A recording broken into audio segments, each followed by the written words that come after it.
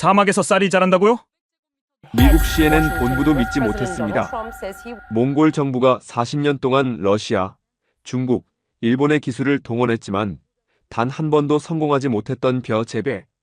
그런데 2023년 9월 울란바토르에서 1800km 떨어진 사막 한가운데 녹색논이 펼쳐졌습니다.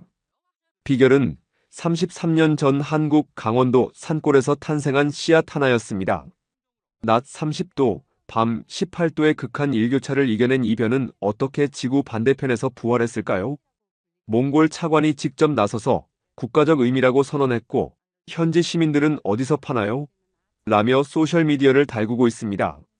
지금부터 CNN 국제부가 추적한 2년간의 기록을 공개합니다. 영상 시작 전에 구독과 좋아요 버튼을 눌러주시고 지금 이 이야기를 어디에서 듣고 계신지도 댓글로 알려주세요. 그럼 바로 시작할게요. 안녕하세요. 저는 CNN 국제부 기자 데이비드 로렌스입니다. 2023년 9월, 저는 몽골 허브드 주로 향하는 비행기에 올랐습니다. 솔직히 말하면 반신반의했죠. 본부에서 받은 제보는 이랬습니다. 몽골 사막에서 쌀 농사에 성공했다. 처음엔 오보라고 생각했어요. 울란바토르에서 다시 1800km를 달려 허브드주에 도착했을 때 제 눈앞에 펼쳐진 광경은 충격 그 자체였습니다. 끝없이 이어지는 황량한 사막 한가운데 3500제곱미터 크기의 녹색논이 있었어요. 바람에 흔들리는 벼 이삭들이 햇빛을 받아 금빛으로 빛나고 있었습니다. 믿기지 않으시죠? 저희도 처음엔 그랬습니다. 현장에서 만난 농촌진흥청 오진수 소장님의 첫마디였어요. 그는 2년 동안 이곳에서 불가능에 도전해온 사람이었습니다. 허브드주의 환경은 농사와는 거리가 멀었어요. 7월 한낮 기온은 30도를 넘지만 밤이 되면 18도까지 떨어집니다. 하루 기온차가 12도나 되는 거죠. 게다가 연간 강수량은 고작 200mm, 서울의 6분의 1 수준입니다. 사막성 기후 그 자체였어요. 왜 몽골이 쌀에 이렇게 집착하는 겁니까? 제가 몽골 식량농업부 관계자에게 물었습니다. 답은 명확했어요. 우리 국민들의 식습관이 바뀌고 있습니다. 전통적으로 고기와 밀이 주식이었지만 최근 쌀 소비가 급증했죠. 작년 한 해만 4만 9천 톤을 수입했습니다. 전량 외국산이에요. 경제적 부담도 만만치 않았습니다. 연간 쌀 수입 비용만 수천만 달러에 달했어요. 몽골 정부로선 식량 자급자족이 절실한 상황이었죠. 그런데 더 놀라운 건 따로 있었습니다. 몽골이 벼 재배를 시도한 게 어제 오늘 일이 아니라는 거예요. 40년입니다. 우리는 40년 동안 이걸 해내려고 했어요. 몽골 농업부 담당자의 목소리에는 긴 세월의 좌절이 묻어났습니다. 1980년대부터 시작된 도전이었죠. 러시아의 한랭지 재배 기술, 중국의 내몽골 적응 품종, 일본의 첨단 농업 시스템까지 모두 동원했습니다. 하지만 결과는 매번 실패였어요. 어떤 해는 발화에 성공했다가 여름 더위에 말라 죽었고 어떤 해는 생육은 좋았는데 9월 추위에 결실을 맺지 못했습니다. 40년 동안 단 한 번도 수확까지 가본 적이 없었어요. 그래서 마지막으로 한국을 선택하신 겁니까? 네, 2022년 우리는 한국농촌진흥청에 공식 요청서를 보냈습니다. 솔직히 마지막 시도라고 생각했어요. 몽골 정부의 절박함이 느껴졌습니다. 40년간의 실패 끝에 내린 최후의 선택이었던 거죠. 그런데 한국은 왜 성공할 수 있었을까요? 다른 나라들도 모두 농업 선진국들이었는데 말이에요. 오진수 소장에게 물었습니다. 비결이 뭡니까? 그는 잠시 논을 바라보다가 대답했습니다. 우리는 33년 전 이미 답을 갖고 있었습니다. 바로 진보올벼라는 품종이죠. 이 벼는 1992년 강원도 산간 지역을 위해 개발됐어요. 허브드주와 놀랍도록 비슷한 환경에서 태어난 품종입니다. 그 순간 퍼즐 조각이 맞춰지기 시작했습니다. 한국이 33년 전 자국의 문제를 해결하기 위해 만든 씨앗 하나가 1800km 떨어진 몽골 사막에서 기적을 만들어내고 있었던 거예요. 저는 그날 밤 숙소로 돌아와 생각했습니다. 이건 단순한 농업 성공 스토리가 아니라고요. 40년 실패의 역사를 끝낸 2년의 기록, 그 뒤에는 분명 더 깊은 이야기가 있을 거라고 확신했습니다. 다음 날 아침, 저는 몽골 식량농업부 자료실로 향했습니다. 40년간의 실패 기록을 직접 확인하고 싶었거든요. 먼지 쌓인 서류 더미 속에서 1983년 보고서를 발견했습니다. 첫 시도였어요. 당시 몽골은 소련의 지원을 받아 시베리아 한랭지 적응 품종을 도입했죠. 보고서에는 이렇게 적혀 있었습니다. 발화율 78%, 6월 생육 양호. 그러나 7월 일교차 적응 실패로 전량고사. 1990년대 들어 중국 내몽골 자치구의 기술이 투입됐습니다. 건조 기후에 강한 품종이라는 게 장점이었어요. 그의 보고서를 펼쳤습니다. 8월까지 생육 진행. 9월 초 영하 5도 냉해로 결실 전 동사. 2000년대엔 일본 농업기술센터가 참여했습니다. 최첨단 온도 조절 시스템과 관계 시설을 갖췄죠. 투자 규모만 200만 달러였어요. 그런데 결과는 비슷했습니다. 기술 시설은 우수하나 품종 자체가 몽골 극한 일교차 환경에 부적합. 3년 연속 수확 실패. 자료를 보면서 패턴이 보이기 시작했습니다. 모든 나라가 자국의 성공 사례를 그대로 적용하려 했다는 거예요. 러시아는 추위 대응에, 중국은 건조 대응에, 일본은 기술 시스템에 집중했죠. 하지만 몽골 허브드주는 달랐어요. 추위와 더위, 건조와 일교차가 모두 극한으로 공존하는 환경이었습니다. 왜 이렇게 오래 실패했다고 생각하십니까? 몽골 농업부 40년 경력의 바타 박사에게 물었습니다. 우리는 선진국 기술을 믿었습니다. 하지만 그들은 자기 나라 환경에 최적화된 솔루션을 가져왔을 뿐이죠. 몽골의 특수성을 이해한 곳은 없었어요. 그는 쓴웃음을 지으며 말을 이었습니다. 2010년대에는 거의 포기 상태였습니다. 정부 내에서도 불가능한 도전이라는 평가가 나왔거든요. 예산 낭비라는 비판도 있었고요. 2022년 전환점이 왔습니다. 몽골 정부가 한국에 공식 협력 요청서를 보낸 거예요. 그런데 당시 몽골 내부 반응은 냉담했습니다. 현지 농업 전문가 최고 회의 의사록을 입수했어요. 2022년 3월 회의였습니다. 한국도 다를 게 없을 것이다. 이미 40년간 실패했는데 또 같은 결과만 반복할 것이다. 예산 낭비다. 차라리 수입쌀의 품질 개선에 투자하자. 회의록엔 반대 의견이 대부분이었어요. 찬성표를 던진 사람은 단 3명뿐이었습니다. 그중 한 명이 바로 잠발체렌 차관이었습니다. 그를 직접 만날 수 있었어요. 왜 한국을 선택하셨습니까? 반대가 많았던 것으로 아는데요. 데이터 때문입니다. 한국농촌진흥청 데이터베이스를 검토했는데 놀라운 기록이 있더군요. 1992년 강원도 산간 지역, 그곳의 기후 조건이 우리 허브드주와 거의 일치했습니다. 차관은 자료를 펼쳐 보여줬어요. 여름 최고 기온 2832도, 밤 최저 기온 1518도. 짧은 재배 기간, 이른 서리. 모든 조건이 맞아떨어졌습니다. 그리고 한국은 그 환경에서 성공한 품종을 이미 갖고 있었어요. 바로 진보올벼였습니다. 33년 전 탄생한 이 품종이 왜 특별한지 궁금했어요. 한국 측에 자료를 요청했습니다. 진보올벼는 1992년 개발 당시 237번의 교배 실험을 거쳤고 5년간 고랭지 현장 테스트를 통과한 품종이었어요.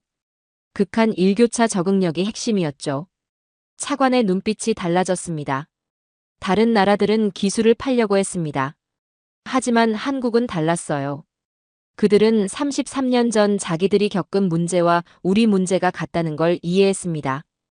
기술 이전이 아니라 경험 공유였죠. 2022년 5월 한국농촌진흥청 팀이 몽골에 도착했습니다. 하지만 현지 반응은 여전히 차가웠어요. 한 몽골 농민의 증언입니다. 또 외국인들이 왔다고 하더군요. 40년 동안 수없이 봤어요. 처음엔 희망을 주다가 결국 실패하고 떠나는 사람들. 이번에도 같을 거라고 생각했습니다. 심지어 몽골 농업대학 교수들도 공개 세미나에서 회의적 의견을 냈습니다. 한국의 강원도와 몽골 허브드는 위도가 다르고 토양 성분도 다릅니다. 성공 확률은 30% 미만입니다. 40년 실패의 트라우마가 몽골 전체를 지배하고 있었어요. 한국팀이 감당해야 할 압박은 상상 이상이었습니다. 그들에겐 실패할 여유가 없었죠. 그런데 한국팀은 다른 접근을 했습니다. 기술 이전이 아닌 경험 공유, 그리고 33년 전 자신들이 이미 풀어낸 문제의 해답을 가져왔죠. 몽골에서 돌아온 후 저는 한국으로 향했습니다. 진보올벼가 어떻게 탄생했는지 직접 확인하고 싶었거든요. 2023년 10월 강원도 평창군 진부면에 도착했습니다. 해발 700m 산간 마을이었어요. 서울에서 차로 3시간 거리였지만 기온은 완전히 달랐습니다. 10월인데도 밤 기온이 5도까지 떨어졌죠. 이곳 농업기술센터에서 1992년 진보올벼 개발에 참여했던 김철수 박사를 만났습니다. 지금은 은퇴했지만 당시 기억이 생생하다고 했어요. 1980년대 후반 이 지역 농민들은 절박했습니다. 쌀 농사를 지으려 해도 9월 초면 서리가 내렸거든요. 평야 지역보다 재배 기간이 한 달이나 짧았죠. 김 박사는 옛날 사진들을 꺼내 보여줬습니다. 1988년 사진이었어요. 논의 벼가 절반도 익지 않은 채 서리 피해를 입은 모습이었습니다. 당시 농민들 평균 소득이 평야 지역의 60% 수준이었어요. 젊은이들은 다 떠나고 마을이 사라질 위기였습니다. 1989년 농촌진흥청은 긴급 프로젝트를 시작했습니다. 고랭지 적응벼 품종 개발이었죠. 목표는 명확했어요. 재배 기간을 단축하고 낮은 야간 기온에도 견디며 일교차가 큰 환경에서도 결실할 수 있는 품종. 이 세 가지를 모두 충족해야 했습니다. 쉽지 않은 도전이었어요. 일반 벼 품종은 밤 기온이 18도 이하로 떨어지면 생육이 멈춥니다. 하지만 진부면은 한여름에도 밤 기온이 15도까지 내려갔죠. 처음 2년은 완전히 실패였습니다. 도입한 한랭지 품종들이 여름 낮 더위를 견디지 못했어요. 낮 30도, 밤 15도의 일교차가 문제였습니다. 연구팀은 방향을 바꿨습니다. 단순히 추위에 강한 품종이 아니라 극한 일교차에 적응하는 품종을 만들기로 한 거예요. 237번의 교배 실험을 했습니다. 한랭지 품종과 조생종을 교배하고 다시 내병성 품종과 교배했죠. 매년 여름마다 진부면 현장에서 테스트했습니다. 김 박사는 1991년 여름 이야기를 들려줬어요. 그해 236번째 실험 품종이 거의 성공 직전까지 갔어요. 그런데 8월 말 갑작스러운 냉해로 전부 죽었습니다. 연구팀 모두 좌절했죠. 하지만 포기하지 않았습니다. 237번째 시도에서 드디어 성공했어요. 1992년 9월이었습니다. 진보올벼가 탄생한 순간입니다. 이 품종은 밤 기온 14도에서도 생육이 가능했고 낮 32도의 더위도 견뎠어요. 재배 기간도 120일로 단축됐죠. 더 놀라운 건 따로 있었습니다. 일교차 적응 메커니즘이 특별했습니다. 낮에 광합성으로 만든 에너지를 효율적으로 저장했다가 밤에 천천히 소비하는 방식이었어요. 마치 배터리처럼요. 1993년부터 진부면 농가들에 보급됐습니다. 결과는 놀라웠어요. 첫 해 수확량이 헥타르당 5.2톤이었습니다. 기존 품종보다 30% 증가한 수치였죠. 농민들 소득이 단숨에 올랐고 떠났던 젊은이들이 돌아오기 시작했습니다. 김 박사는 감회에 젖은 표정으로 말했습니다. 우리는 진부면의 문제를 해결하려고 만든 품종이었어요. 설마 33년 후 1800km 떨어진 몽골에서 쓰일 줄은 몰랐죠. 저는 자료를 더 파고들었습니다. 진보올벼 개발 보고서를 보니 환경 조건이 구체적으로 기록돼 있었어요. 강원도 진부면 여름 평균 최고 기온 2831도, 밤 평균 최저 기온 1417도, 일교차 평균 14도, 연간 강수량 1200mm, 재배 기간 5월 9월 120일. 그리고 몽골 허브드주 데이터와 비교했습니다. 몽골 허브드 주 여름 평균 최고 기온 2932도, 밤 평균 최저 기온 1518도, 일교차 평균 13도, 연간 강수량 200mm. 강수량을 제외하면 거의 동일했어요. 강수량 차이는 관계시설로 해결 가능했죠. 이게 한국이 성공한 이유입니다. 오진수 소장과의 화상통화에서 그가 말했습니다. 다른 나라들은 자기들 평야 지역 성공 사례를 가져왔어요. 하지만 우리는 달랐습니다. 한국도 산간 지역 문제로 고민했고 그걸 해결한 경험이 있었죠. 몽골 허브드 주를 보는 순간 33년 전 진부면이 떠올랐습니다. 기술 이전이 아니라 경험 공유였다는 차관의 말이 이해됐습니다. 한국은 몽골의 문제를 남의 일로 보지 않았어요. 자신들이 이미 겪고 해결한 문제로 본 거죠. 2022년 5월 한국농촌진흥청 팀이 몽골에 도착했을 때 가져간 건 단순한 씨앗이 아니었습니다. 33년간 검증된 데이터, 237번의 실패 경험, 그리고 극한 환경을 이기는 법이었어요. 이제 본격적인 도전이 시작될 시간이었습니다. 2023년 4월 몽골 허브드주에 3,500제곱미터 규모의 시험 농장이 조성됐습니다. 한국농촌진흥청 팀과 몽골 농업부가 함께 만든 마지막 도전의 무대였죠. 오진수 소장의 현장 일지를 입수했습니다. 4월 15일 기록이었어요.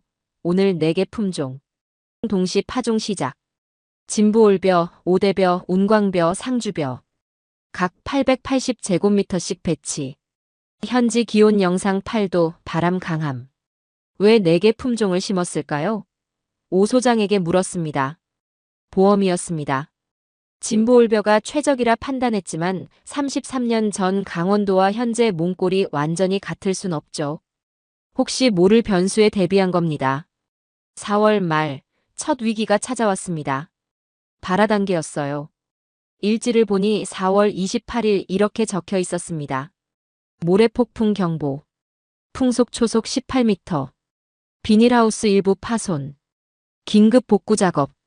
현장에 있던 몽골 농업부 바타르 연구원의 증언입니다. 새벽 3시에 전화가 왔어요. 폭풍이 몰려온다고요. 농장으로 달려갔는데 모래가 하늘을 뒤덮고 있었습니다. 한국팀은 이미 현장에 나와서 비닐을 보강하고 있더군요. 오 소장과 팀원들은 밤새 작업했습니다. 모래가 모판을 덮지 않도록 방풍망을 추가로 설치했죠. 다음 날 확인 결과 발화율은 다행히 92%를 유지했어요. 5월로 접어들면서 본격적인 생육이 시작됐습니다. 그런데 문제가 나타났어요. 5월 20일 일지입니다. 상주벼 생육 부진. 잎끝 황변 현상. 야간 저온 스트레스 추정. 오대벼도 비슷한 증상. 4개 품종 중 2개가 벌써 어려움을 겪기 시작한 겁니다. 밤 기온이 12도까지 떨어진 날이 일주일 연속됐거든요. 그때 정말 불안했습니다. 바타르 연구원이 말했습니다. 40년 실패의 패턴이 다시 반복되는 건 아닌가 싶었어요. 현지 농민들도 농장 밖에서 지켜보며 고개를 저었습니다. 하지만 진부올벼와 운광벼는 달랐어요. 야간 저온에도 생육이 계속됐죠.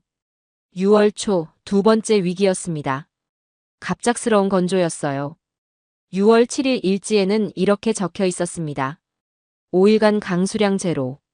토양 수분 함량 15% 이하로 하락. 관계 시스템 풀가동. 1일 3회 관수로 증가. 몽골 허브드주는 연 강수량이 200mm에 불과합니다. 비가 오지 않으면 논이 순식간에 마를 수 있었어요. 한국팀은 24시간 교대로 수분 관리를 했습니다. 그 과정에서 운광벼마저 문제가 생겼어요. 건조 스트레스로 생육이 멈춘 겁니다. 6월 15일 일지입니다. 운광벼 생육 정체. 잎 말림 현상 심화. 관수 증가에도 회복 불가. 진부올벼는 정상 생육 유지. 결국 3개 품종이 탈락했습니다. 남은 건 진부올벼 하나뿐이었어요. 그때부터 압박이 심해졌습니다. 오 소장의 증언입니다. 몽골 식량농업부 고위 관계자들이 매주 현장을 찾았어요. 정말 가능한 거냐는 질문을 계속 받았죠. 실패하면 한국 농업 기술 전체가 의심받을 상황이었습니다.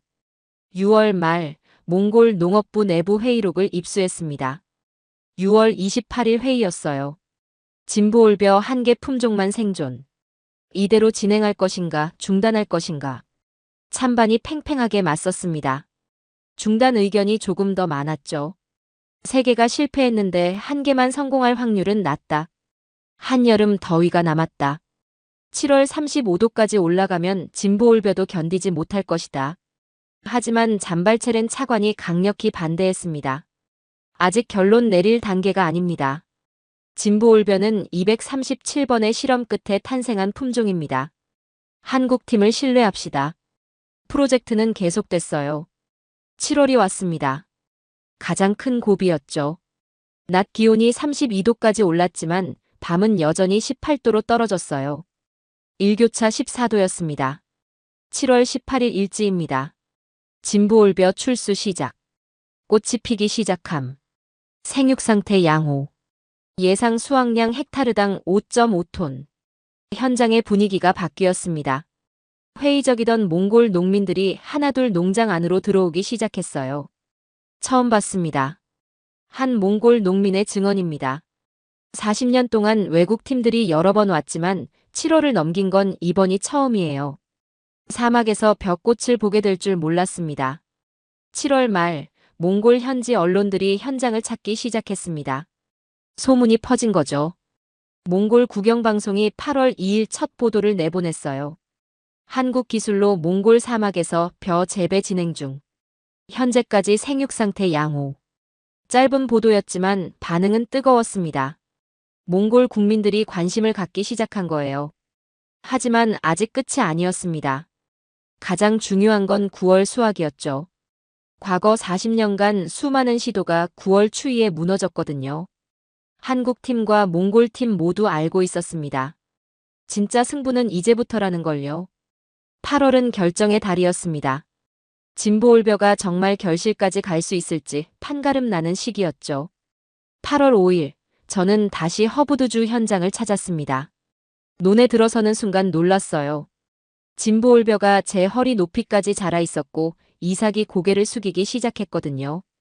오진수 소장이 이삭 하나를 따서 보여줬습니다. 보세요. 알이 차오르고 있습니다. 이 상태면 9월 중순 수확이 가능해요. 그런데 옆을 보니 상주벼와 오대벼가 심어졌던 구역은 완전히 황폐화돼 있었습니다.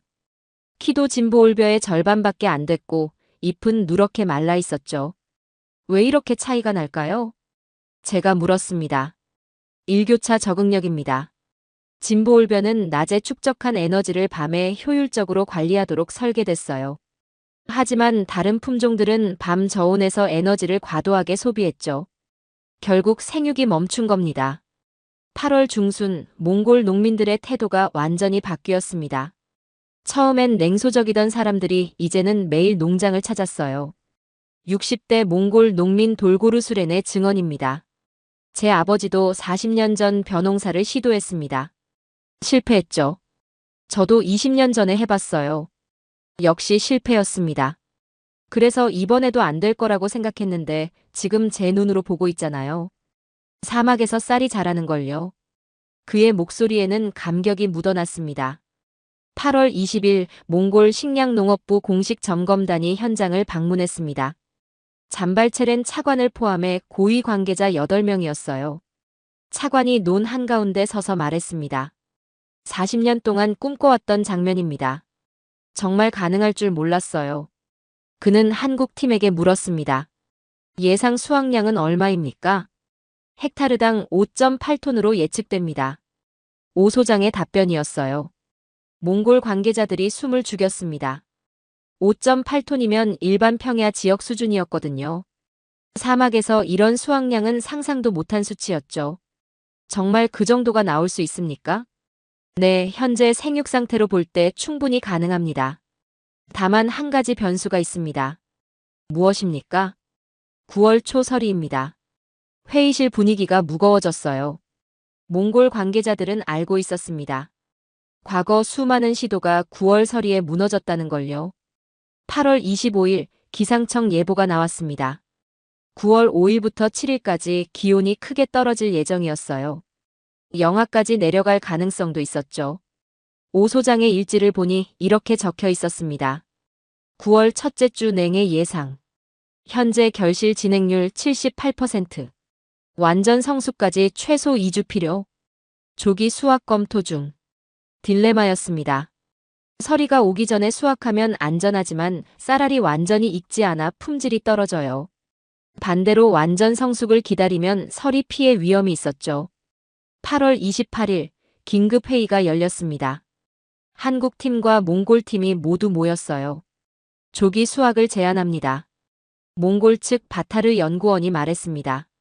40년 실패의 주 원인이 9월 냉해였습니다.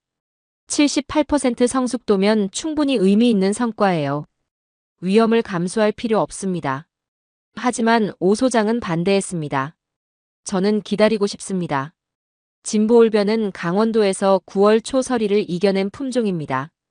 영하 2도까지 견딜 수 있어요. 그리고 우리 목표는 단순한 성공이 아닙니다. 몽골이 앞으로 대규모로 재배할 수 있는 완벽한 데이터를 만드는 겁니다. 팽팽한 대립이었습니다.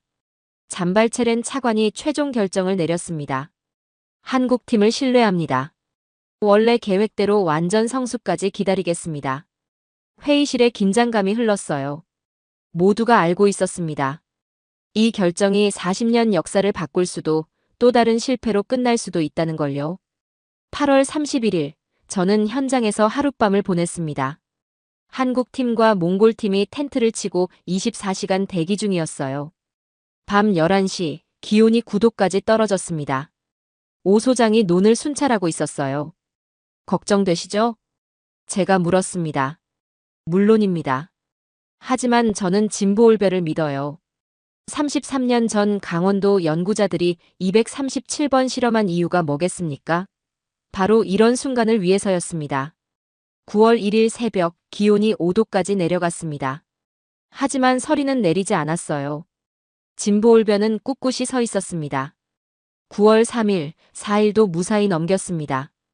기온은 낮았지만 서리는 없었죠. 9월 5일 예보대로 한파가 왔습니다. 새벽 기온이 영하 1도까지 떨어졌어요. 모두가 논으로 달려갔습니다. 해가 뜨자 놀라운 광경이 펼쳐졌습니다.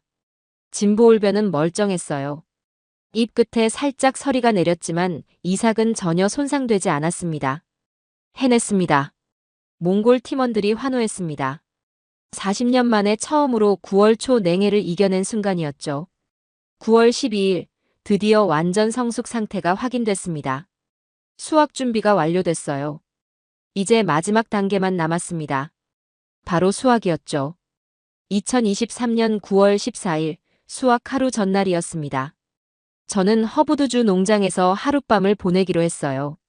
40년 역사의 마지막 밤을 직접 지켜보고 싶었거든요. 저녁 7시 한국 팀과 몽골 팀이 마지막 점검을 시작했습니다. 오진수 소장이 논 구석구석을 살폈어요. 수분 상태, 이삭 무게, 알곡 성숙도를 하나하나 확인했죠. 내일 오전 9시 수확 시작합니다. 콤바인은 준비됐죠? 네, 울란바토르에서 가져온 최신형 콤바인입니다. 오늘 오후 최종 점검 완료했습니다. 몽골 측 바타르 연구원이 대답했어요. 모든 준비가 끝난 듯 보였습니다. 그런데 밤 9시 상황이 급변했어요. 기상청에서 긴급 연락이 왔습니다. 새벽 2시부터 4시 사이 기온이 영하 3도까지 떨어질 수 있다는 예보였죠. 그것도 강한 서리를 동반한 채로요. 현장 분위기가 싹 바뀌었습니다.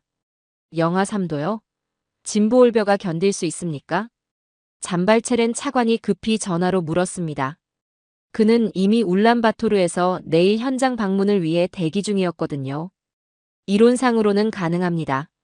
강원도에서 영하 2도까지 견딘 기록이 있어요. 하지만 영하 3도는 처음입니다. 오 소장의 목소리에 긴장이 묻어났습니다. 지금 수확하는 건 어떻습니까? 밤에라도 작업하면 되지 않나요? 차관이 물었습니다. 하지만 그건 불가능했어요. 야간 수확은 품질 문제가 있습니다. 빛이 부족해서 미성숙 알갱이를 구별할 수 없거든요. 그리고 콤바인 작업 중 사고 위험도 있고요. 딜레마였습니다. 6시간만 기다리면 수확인데 그 사이 서리가 내릴 수 있었죠. 밤 10시 긴급 회의가 열렸습니다. 한국팀 5명, 몽골팀 8명이 텐트에 모였어요. 최악의 경우를 대비해야 합니다. 방안 대책이 있습니까? 몽골 농업부 고문 최고르가 물었습니다. 비닐 덮개를 씌우는 방법이 있습니다. 하지만 3,500제곱미터를 전부 덮으려면 인력이 부족해요. 바타르 연구원이 답했습니다. 제가 현지 농민들에게 연락하겠습니다. 밤 10시 30분 놀라운 일이 벌어졌습니다. 연락을 받은 몽골 농민들이 하나둘 농장으로 모여들기 시작한 거예요. 새벽까지 기다릴 수 없었어요. 밤 11시부터 작업을 시작했습니다. 40명이 넘는 사람들이 논 주변에 모였습니다. 한국 팀이 지시를 내렸고 몽골 농민들이 비닐과 지지대를 나르기 시작했죠. 이렇게 많이 오실 줄 몰랐습니다. 오 소장이 돌고루 수렌 농민에게 말했습니다. 당연하죠. 이건 우리 문제입니다. 40년 동안 우리가 해내지 못한 일을 당신들이 해냈어요. 마지막까지 지켜야죠. 그의 말에 주변 농민들이 고개를 끄덕였습니다. 밤 12시 기온이 2도까지 떨어졌습니다. 작업은 계속됐어요. 차가운 바람이 불었지만 아무도 물러서지 않았습니다. 새벽 1시 비닐 덮개 설치가 70% 완료됐습니다. 하지만 예상보다 시간이 오래 걸렸어요. 어둠 속에서 작업하다 보니 실수도 잦았죠. 서두르십시오. 1시간 남았습니다. 바타르 연구원이 외쳤습니다. 새벽 1시 40분 기온이 영하 1도로 떨어졌습니다. 숨을 쉴 때마다 입김이 하얗게 나왔어요. 저도 함께 일했습니다. CNN 기자로서가 아니라 그냥 한 사람으로서 돕고 싶었거든요. 비닐을 나르고 지지대를 고정하는 일을 거들었습니다. 새벽 2시 10분 마지막 구역까지 비닐 설치가 완료됐습니다. 모두가 안도의 한숨을 내쉬었어요. 이제 기다리는 수밖에 없습니다. 오 소장이 말했습니다. 새벽 2시 30분 기온이 영하 2도로 내려갔습니다. 비닐 덮개 위로 서리가 내리기 시작했어요. 하얀 서리가 점점 두껍게 쌓였습니다. 새벽 3시 15분 최저점이었습니다. 온도계가 영하 2.8도를 가리켰어요. 영하 3도 직전이었죠. 아무도 자리를 뜨지 않았습니다. 40명 넘는 사람들이 텐트 안팎에서 논을 지켰어요.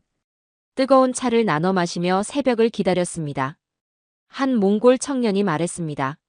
제 할아버지는 40년 전 이 일을 시작했어요. 아버지도 도전했고 저도 지켜봤습니다. 모두 실패했죠. 하지만 오늘 밤 우리는 마지막을 함께 지키고 있습니다. 이게 끝이 아니라 시작이길 바랍니다. 새벽 4시 기온이 다시 올라가기 시작했습니다. 영하 2도, 영하 1도, 0도. 위기가 지나가고 있었어요. 새벽 5시 30분 해가 떠올랐습니다. 오 소장과 바타르 연구원이 비닐을 걷어냈어요. 진보올변은 무사했습니다.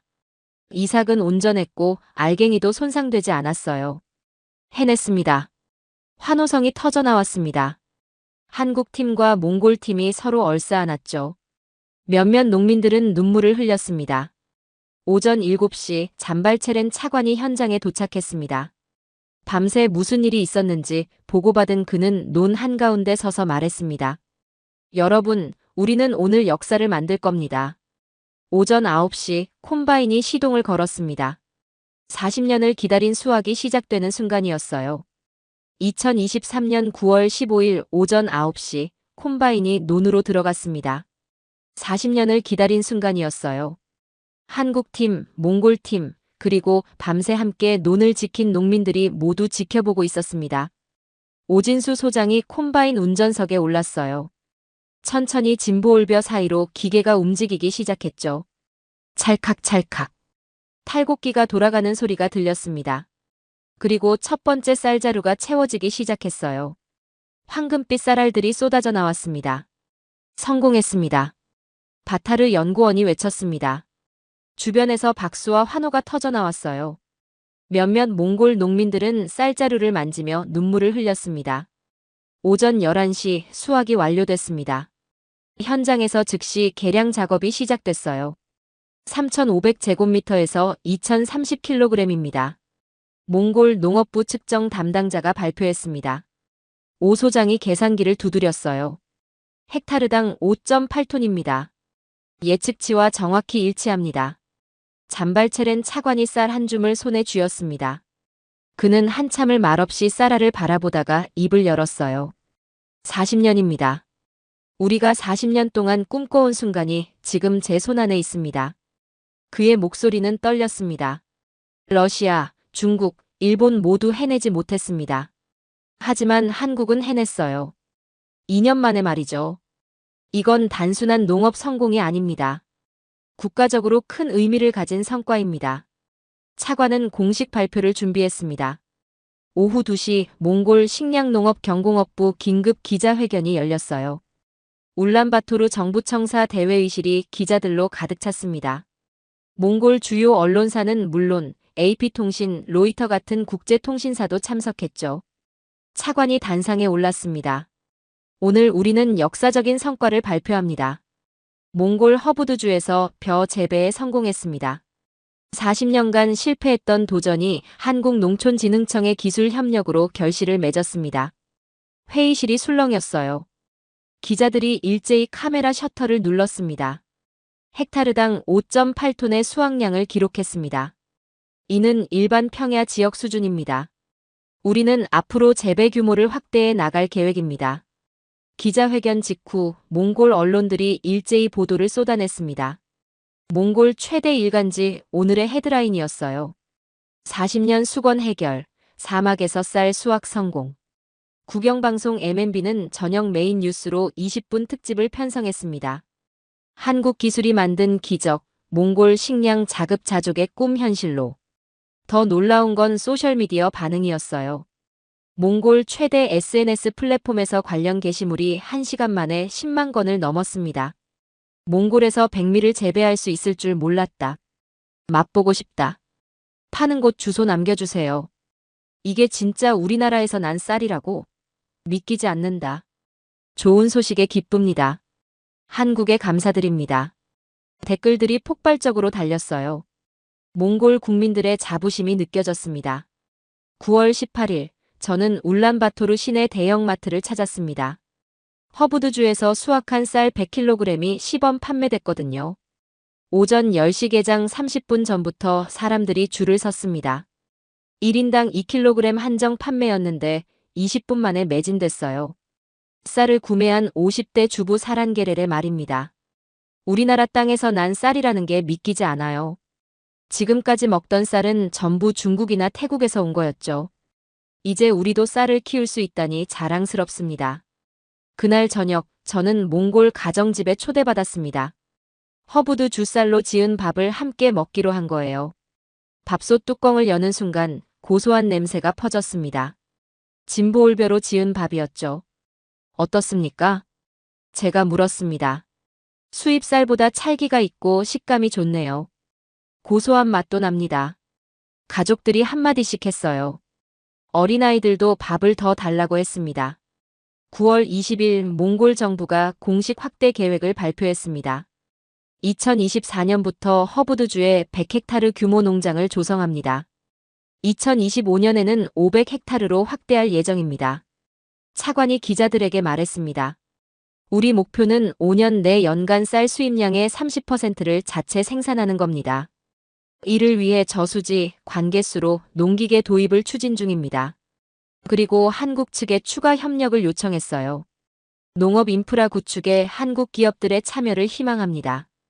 기술 협력뿐 아니라 경제 협력으로 확대하고 싶습니다. 한국농촌진흥청도 화답했습니다.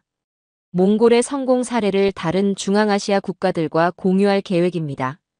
카자흐스탄과 키르기스스탄에서도 문의가 들어오고 있습니다. 오 소장이 제게 말했습니다. 우리가 한 일은 단순히 씨앗을 전달한 게 아닙니다. 33년 전 한국이 겪은 문제와 해결 경험을 공유한 거예요. 몽골은 이제 스스로 답을 찾을 수 있는 능력을 갖췄습니다. 9월 25일, 저는 허브드주를 떠나기 전 마지막으로 농장을 찾았습니다. 수확이 끝난 논은 비어 있었지만 몽골 농민들이 내년을 준비하고 있었어요. 토양 분석, 수로 정비, 저수지 설계 작업이 한창이었습니다. 돌고루 수렌 농민이 제게 말했습니다. 제 손자가 물었어요. 할아버지, 우리도 농부가 될 수 있냐고요? 저는 대답했죠. 그럼 이제 가능하다고요. 40년 실패의 역사가 끝났습니다. 그리고 2년 기적이 시작됐어요. 2023년 10월 예상치 못한 일이 벌어졌습니다. 카자흐스탄 농업부에서 공식 서한이 도착한 거예요. 몽골의 성공 사례를 보고 한국에 협력을 요청한 겁니다. 카자흐스탄 북부 지역도 몽골과 유사한 기후입니다. 진보올벼 품종 도입을 검토하고 싶습니다. 키르기스스탄도 뒤따랐습니다. 10월 중순 키르기스스탄 대통령 농업특보가 직접 한국을 방문했어요. 우리 이시쿨 주변 지역도 고랭지 환경입니다. 한국의 기술 협력이 필요합니다.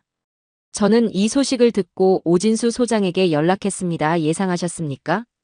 어느 정도는 예상했습니다. 중앙아시아 국가들은 비슷한 기후 문제를 안고 있거든요. 몽골 성공 소식이 퍼지면 관심을 가질 거라고 봤죠. 한국농촌진흥청은 신속하게 움직였습니다. 11월 초 카자흐스탄과 키르기스스탄에 조사단을 파견했어요. 11월 20일, 저는 카자흐스탄 파블로다르주를 찾았습니다.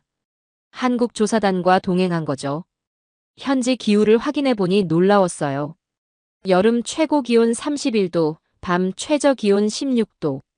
몽골 허브두주와 거의 같았습니다. 카자흐스탄 농업부 아이다르 국장이 말했습니다. 우리도 40년 가까이 벼 재배를 시도했습니다. 소련 시절부터죠. 하지만 성공하지 못했어요. 몽골 뉴스를 보고 희망이 생겼습니다. 한국팀은 토양 샘플을 채취하고 기후 데이터를 수집했습니다. 2주간의 조사 끝에 결론이 나왔어요. 진보올벼 재배가 가능합니다. 2024년 봄부터 시범 재배를 시작할 수 있습니다. 12월 몽골에서 또 다른 소식이 들려왔습니다. 한국 기업들이 몽골 농업 인프라 사업에 참여하기 시작한 거예요. 저수지 건설, 관계 시스템 설치, 농기계 공급 계약이 잇따라 체결됐습니다. 총 3천만 달러 규모입니다. 몽골 차관이 발표했습니다. 2024년까지 허브두주의 대형 저수지 3개, 관계수로 50km를 건설합니다. 한국산 농기계 200대도 도입할 예정입니다. 경제 협력으로 확대된 겁니다.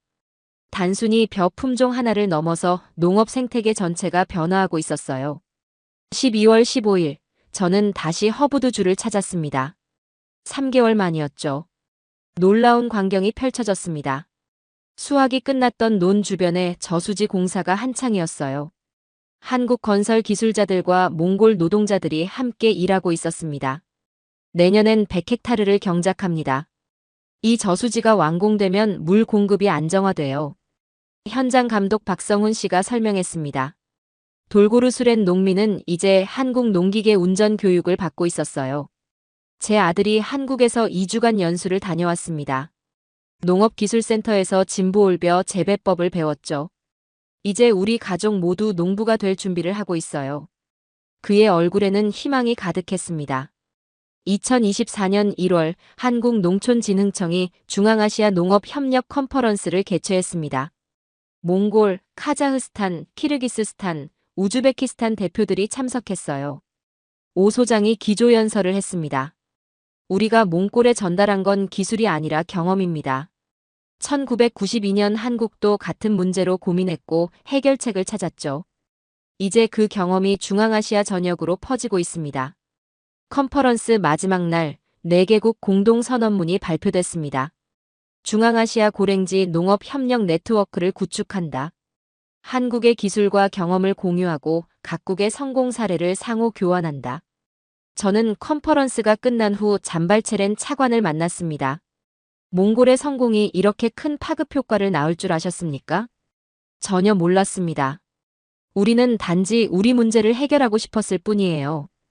그런데 그게 이웃 나라들에게도 희망이 된 겁니다. 그는 잠시 말을 멈췄다가 이어갔습니다. 33년 전 한국 연구자들도 똑같았을 겁니다. 강원도 산간 마을 문제를 해결하려고 했을 뿐이죠. 설마 그게 지구 반대편까지 영향을 미칠 줄 몰랐을 거예요. 이게 진짜 기술 협력의 의미입니다. 2024년 2월, 저는 CNN 본부로 복귀했습니다. 6개월간의 취재를 마무리하면서 보고서를 작성했어요. 제목은 이렇게 붙였습니다. 33년 전 씨앗이 만든 기적 한국 기술이 중앙아시아를 바꾸다. 보고서 마지막 문단에 이렇게 썼습니다. 몽골 사막에서 시작된 변화는 이제 중앙아시아 전역으로 확산되고 있다. 한국이 증명한 것은 단순한 농업 기술이 아니다. 자국의 문제를 해결한 경험이 어떻게 글로벌 솔루션이 될 수 있는지를 보여줬다. 40년 실패의 역사를 2년 만에 뒤집은 비결은 기술 이전이 아닌 경험 공유였다. 2024년 4월 몽골에서 첫 번째 대규모 파종이 시작됐다는 소식이 들려왔습니다. 100헥타르 농장에서 진부올벼가 뿌려졌죠. 같은 시기 카자흐스탄과 키르기스스탄에서도 시범 재배가 시작됐습니다. 33년 전 강원도 산간 마을에서 탄생한 작은 씨앗 하나가 이제 1800km 떨어진 중앙아시아 사막을 푸르게 만들고 있습니다. 저는 이 이야기를 취재하며 하나를 배웠습니다. 진정한 기술 협력은 자신의 성공을 자랑하는 게 아니라 자신이 겪은 실패와 극복 과정을 나누는 거라는 걸요. 그리고 그런 협력만이 진짜 기적을 만들어낸다는 사실을요. 여러분, 오늘 이야기는 여기까지입니다. 33년 전 강원도 산간 마을의 작은 씨앗이 1800km 떨어진 몽골 사막에서 기적을 만들어냈고 이제 중앙아시아 전역으로 퍼지고 있습니다. 진정한 기술 협력이란 자신의 성공을 자랑하는 게 아니라 실패와 극복의 경험을 나누는 것임을 몽골이 증명해줬습니다. 이 영상이 도움이 되셨다면 좋아요와 구독 부탁드립니다. 다음에도 더 좋은 이야기로 찾아뵙겠습니다. 감사합니다.